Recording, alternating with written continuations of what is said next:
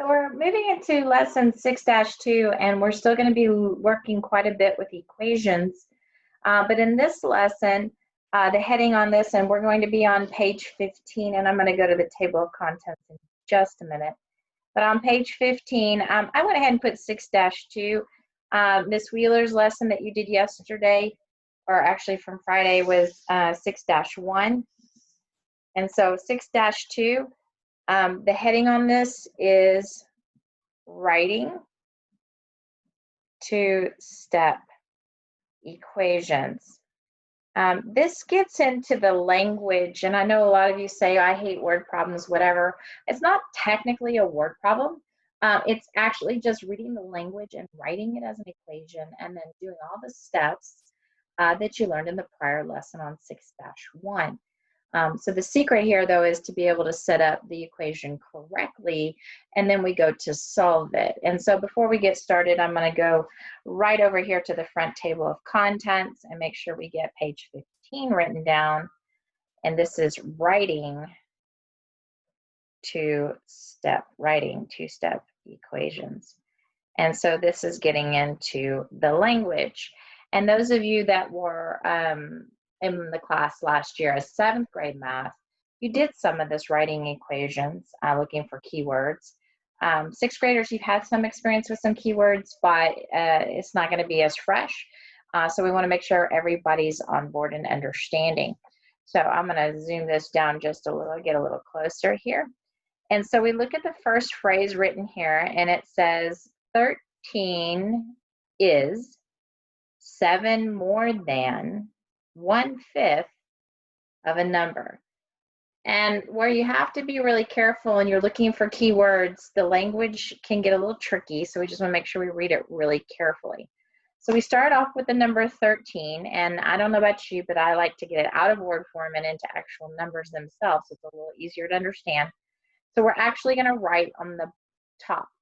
So we're going to put 13 up here.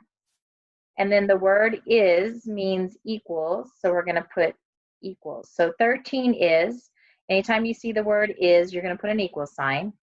And then it says 7 more than. Now, more than implies getting bigger, addition. But since it's 7 more than, it's 7 more than where I started from. So we are going to put plus 7. The difference is going to be it's more than wherever this last sentence takes me. So it's 7 more than what? It's more than 1/5 of a number. So I'm going to stop this phrase right here because this goes together as one phrase. This is its own entity. My is my equals, and 13. So you can kind of see an equation setting up here. Equations have equal signs. Expressions do not have equal signs. They're just number sentences without equals. So it's 7 more than. This is read 1/5 of a number, and of means multiply.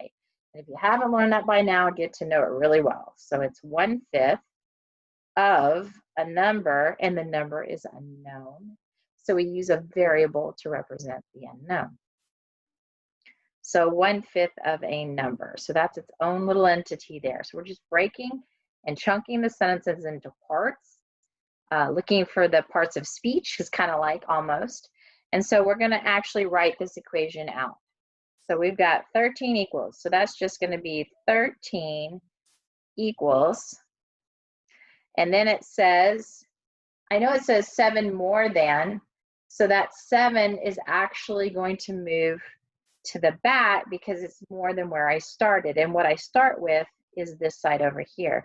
So it's 1/5 of n, and I'm not going to bother to use a dot because this is multiplication. And it's plus 7 because it's 7 more than where I started from, 7 more than the starting value. And so this is the setup of my equation. Now, some of you would say, can I just switch the order? And yeah, commutative property actually says the order doesn't matter, and you can switch it. But in the sake of the fact that it was asking you to write this correctly, the way it's written would be the 7 is in the back. 7's more than what I had. 7 more than where I started, and this is where I'm starting, and I have 7 more than that. So it's written this way. All right, we are going to do everything that Miss Wheeler just taught you in the last lesson, which is we're going to put our wall inside there, and we are going to solve and evaluate n by balancing the equation. So we always start with the least, working everything backwards in order of operations. The least powerful operation is any addition or subtraction. So we get rid of those 7 yellow plus signs, and we're going to take them away by adding 7 reds to that side. And we're also going to take away from 7 from this side, because whatever you do to the right side, you have to do the left side as well, and these are going to cancel out. So 13 take away 7 is going to leave me with 6, and that equals 1/5 n. Okay, at this point, I'm trying to get rid of 1/5. This is multiplication by n, so the opposite of multiplication is division, or I like to say it's easier to copy dot flip to get rid of that 1/5. So we are going to multiply by the reciprocal of 1/5, and when we do that, copy dot flip, our 5s will cancel out. Okay, and so this will leave me just plain old n, which is really what I want to try to find. And whatever I do to one side, I have to do the other. So since I multiplied by 5 on the right, I'm going to multiply by 5 on the left, and 5 times 6 gives me 30. So I have my n equaling 30. And of course, I do want to check it just to make sure it's accurate. So I'm going to go over here to the side, and I'm going to say 13 equals, it was 1/5 of whatever n was, which here we're going to make 30, because that's what we said n was, plus 7. So 1/5 of 30, these cancel out because that's 30 over the 1, by the way. So that's 6. And does 13 equal 6 plus 7, which is 13? And that checks. So we're correct. So our answer is n equals 30. And our equation that we wrote is 13 equals 1/5 n plus 7. I could have written 1/5 n plus 7 equals 13, because again, if I'm balancing it and I switch my pan balance around 180 degrees, it's still going to be the exact same equation. Okay, second one, again, you're going to have to be careful, read it one little itty bitty section at a time. It says 8 less than, and we'll just stop right there, 8 less than. So it's 8 less than where I started from. So this is going to be 8 less than, I'm going to put a -8, but reminder that because it's less than where I began, and I didn't begin with the -8. So it's 8 less than, let's keep reading, we're going to pause it right there. 3 times a number, that would be 3n, and I keep using n, you can use x, a, b, whatever, and 3n, or let's change it, let's make it x, why not? So 3x, so 8 less than 3 times a number. So this 8 less than is going to go behind the 3x, because it's 8 less than whatever I wrote right here. And then the next phrase we want to be very careful with is, which is equals, so we're going to put an equal sign right there. And then it says -23, so -23, and that's just word form. All right, so we're going to write this out very, very, very carefully. So we start with our 3k, 3 times a number. We have 8 less than that. I know this keeps going blurry, so I'm going to pull it out just a little bit. Maybe it'll stop getting so blurry on you guys. So 3k minus 8 is or equals -23. Okay, so we're sitting here at our equation and we're ready to balance it. And so we're going to draw our line right here. Not a lot of room here, so we'll be very careful. And we're going to go ahead and do the opposite of subtracting 8, because we want to get rid of the adding and subtracting first, and then we go to the multiplying and dividing. Order of operations backwards. So the opposite of taking away 8 would be to add 8. So we'll add 8 to both sides. So -23 plus a +8, the signs are different. I'm going to subtract and take the sign of the larger absolute value. So 23 negatives is bigger than 8 positives. When I subtract the 2, I get 15, but it's a -15. These cancel out, and I love to cross out my canceling. I hope you do too. And I'm sorry I used a K there. It's supposed to be an X, right? So 3x equals negative 15.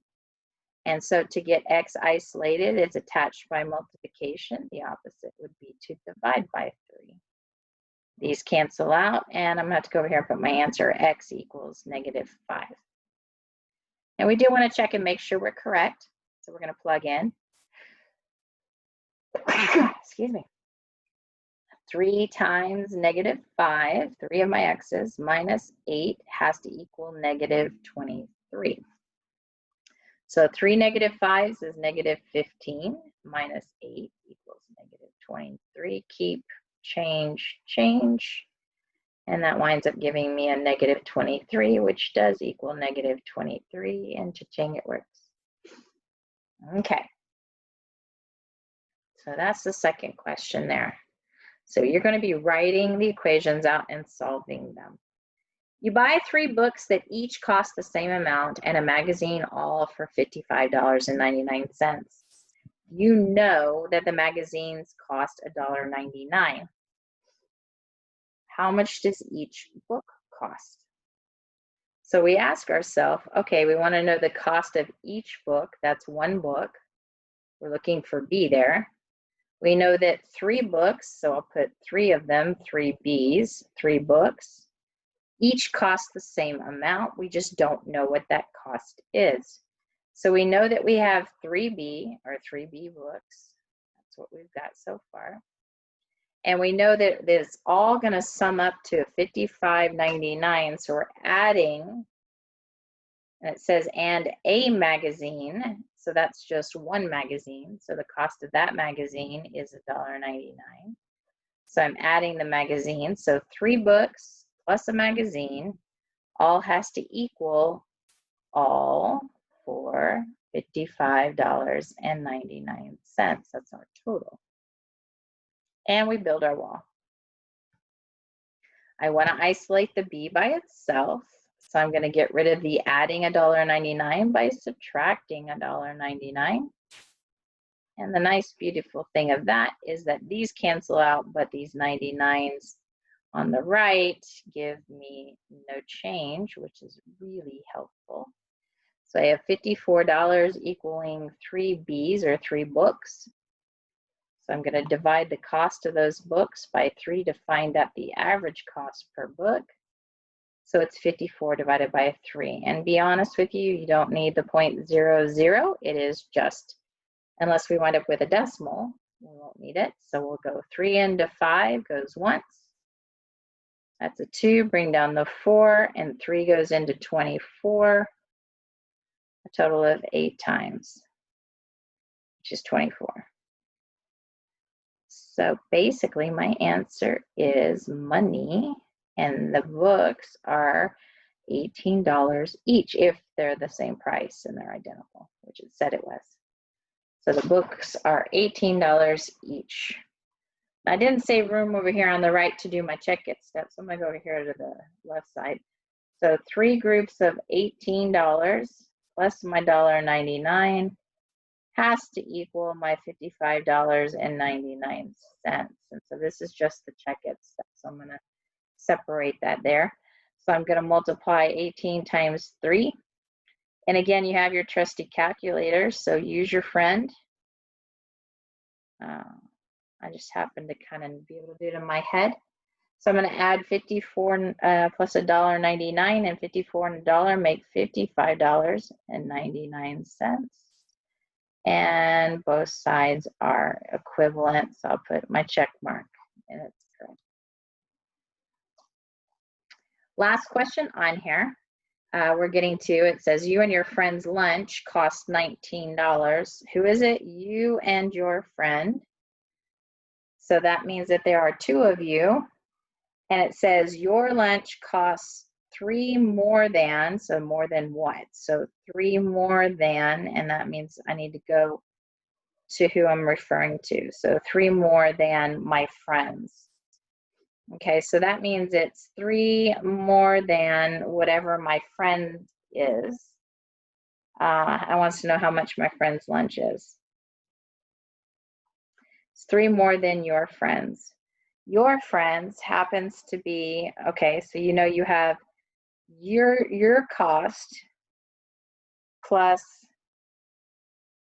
I guess, the other friend plus 3 has to equal $19. So there's how many friends? There's 2 of you, so there's 2 friends.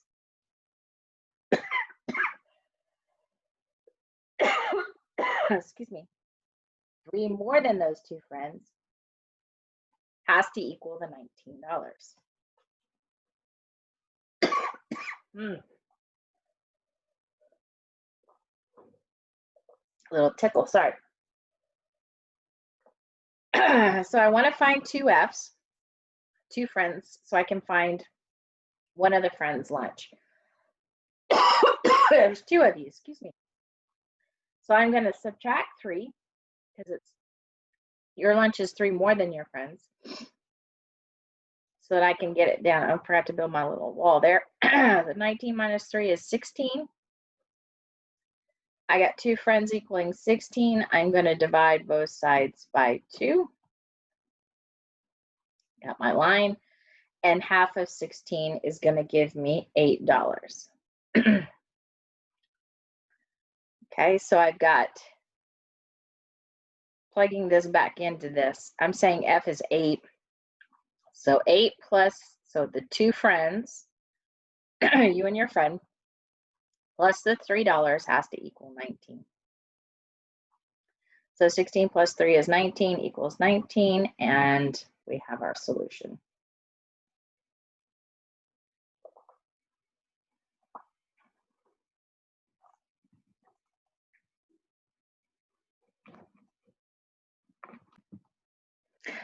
So to give you a little more practice with working with writing 2-step equations, this is actually the in-class classwork for tomorrow. And I wanted to go ahead and give you a little heads up on some of the steps and the procedures here. And so we just want to make sure you've got a really good grasp or understanding of how to write these appropriately. So since you will be doing the evens for your assignment, I'm going to do a few of the odd ones here with you. So we're starting with question 1 here, and we're going to write right above it. So it says, sorry, that's auto-focusing again, 4 more than. So we're going to do plus 4. And the phrase more than implies that it's going to go to the next part of the sentence and go behind it. So I want 4 more than, and we're going to separate that, twice a number. So to show twice a number is 2 times a number. So it'd be 2x, 2n, 2p. It doesn't matter what variable you want to use. And then it says is, and we're going to circle that because that is equals, and it equals 8. And so if you notice, we've got, and I can bring this down here, but this 4 more than is going behind the 2x. So it'll be 4 more than where I started from, which is twice a number, is equal to 8. Let me make sure that looks like an 8. So there it is, number 1 is done. So we're representing each statement as an equation. You actually don't have to solve this top part, just write it as an equation. Okay, so let's go to number 3 here, 5 less than. So 5 is going to be less than wherever I started. And so I'm starting over here at this next part. 5 is less than twice a number. That's 2 times x again, or a, p, q, whatever variable you want to use. Is equals, and that equals 7. So again, I'm going to put my 5 less than behind my 2 times or twice a number, and twice and 2 times. So really similar in the way those are both written, but there is my equation. Question number 5. 7 more than, here we go again, 7 more than what? The quotient. And if you don't know what quotient is, quotient is our division problem. So 7 more than the quotient of what? The quotient of a number and 2. Because it's the quotient of a number and 2, we have to be very careful that this is a division problem, and it's between a number and 2, and you read it from left to right the way it's written. So I'm going to go back to the beginning. It's 7 more than the quotient of a number, and you can use n if I want, and 2. And so I can write it as a fraction bar. Some of you might be tempted to write it as 7 more than some number divided by 2, but this looks funny. I really prefer the fraction bar on my quotient, and the number is going to go on top and the 2 is going to go on bottom because you read from left to right and it goes that order, top to bottom. So the quotient of a number and 2, and then the word is there it is equal to 10. So there is my expression, number 5. Number 7 says 5 less than. So I want 5 less than whatever my next statement is. 5 less than the quotient. Oh, we're back to quotient again. Quotient of a number and 3. So quotient of a number, any number, and 3. That would be the quotient of a number and 3. And I want 5 less than that. And if you notice, there's no word is anywhere. It doesn't equal anything. So actually, this is not an equation on number 7, but this is actually an expression. An expression doesn't have an equal sign, and they left it off on that one. So your task will be to do the evens on that. So I just walked you through some of those. Down on the bottom half, we're number 9 here, define a variable. Then write and solve an equation to represent and solve each problem. So define the variable, it says the difference between. So difference we know to be subtraction.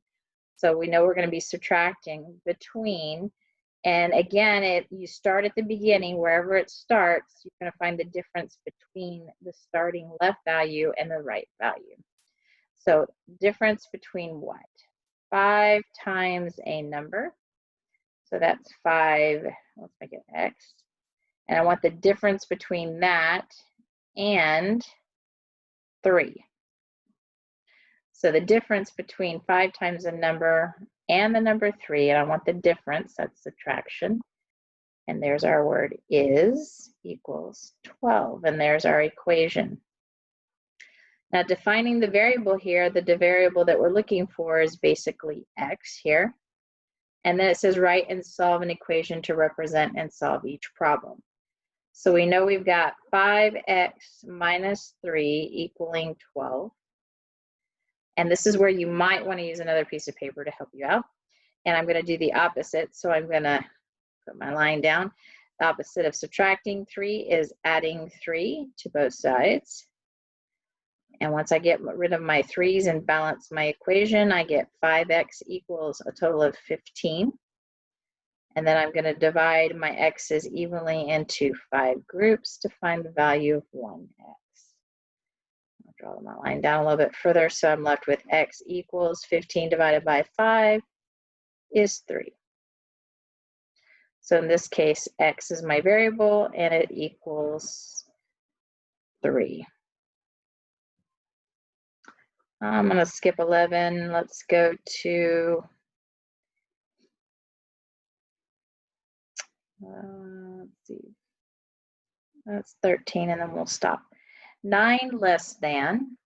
9 less than.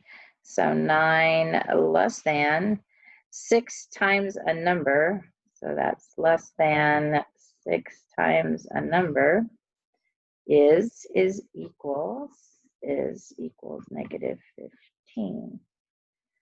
And so back to this, ooh, I didn't save room here. That 9 less than this, so I really am going to write it 6n minus 9 equals negative 15. And that 9 less than implies that it has to go in back. It's 9 less than where I started from. So I'm going to take my 6n minus 9 equaling negative 15. I want to, again, draw my line and balance my equation. I'm going to add 9 to both sides. When I add, and those cancel out, I get 6n, and I'm adding a negative to a positive. I have more negatives. I subtract 15 minus 9 To get my 6, it is -6. I divide both sides by 6, and n equals a -1. The only step I haven't been doing is the check it step. I probably should go back. 6 times -1.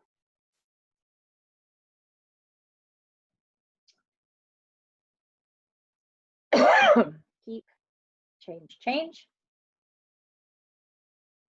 And it checks. I'm not going to check that one up top. That should give you plenty of examples just to get you going if you need to revert back and look to help you out with lesson 2.